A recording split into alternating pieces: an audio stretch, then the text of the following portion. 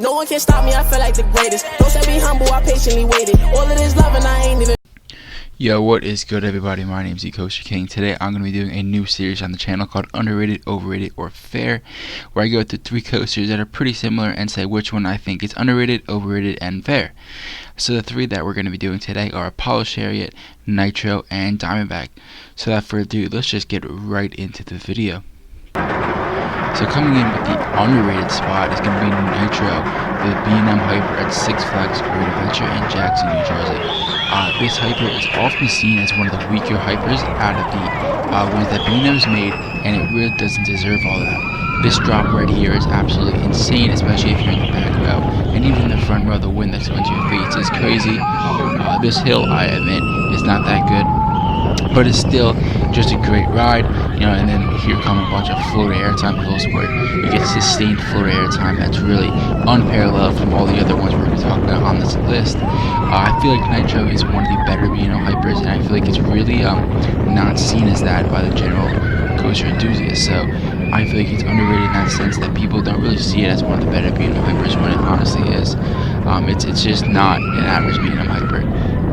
There's no way you can really regard it as that, and I honestly think that when compared to some other B&M Hypers, I think it can go right there with like a Mako or maybe even like a Candymonium. I feel like they have very similar layouts, and thus you can really compare them to Nitro in that sense, and that's what makes it underrated. I think, in my opinion, it's going to be one of the top 5 B&M Hypers in the world. However, it is not seen as that, so that's why I'm giving it the underrated spot.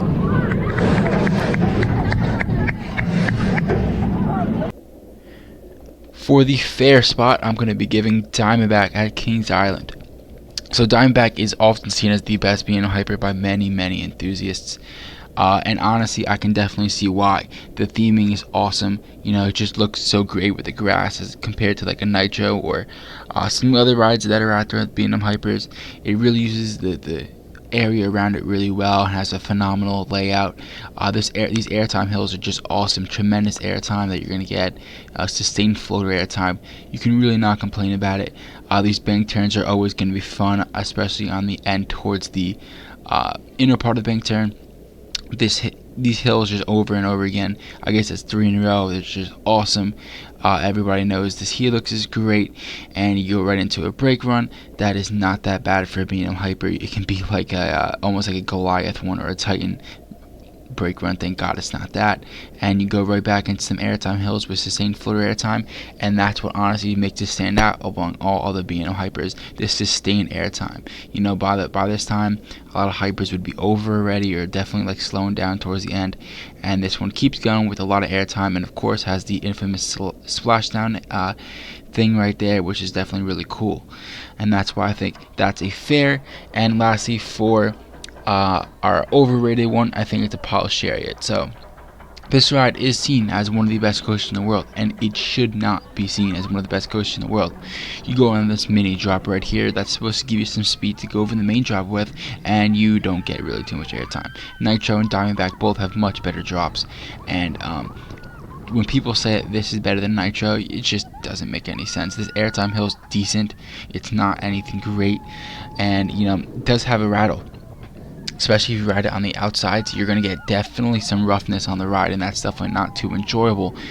This part is really cool where it started in the forest and you're kind of interacting with the terrain, but other than that, you know, it's pretty forceless up to this point. We only had a mediocre drop and a decent airtime hill, and you know, now we have a helix that's not as forceful as the other ones were that I talked about in this video. You go into the brake run and you're going to do some airtime hills that are really not that strong compared to some of the other ones like Nitro has and Diamondback has. This one airtime hill right here is probably the strongest point in the ride. It's definitely pretty cool, but other than that, you know, that's it. Like, that's literally the entire ride. It just cannot be seen as high rated as it is right now, and that's why I think it should be given the overrated. That's me, guys. I'll see you guys next time. Let me know in the comment section any ideas for these videos. I'll see you guys next time. No one can stop me, I feel like the greatest. Don't say be humble, I patiently waited. All of this love and I ain't even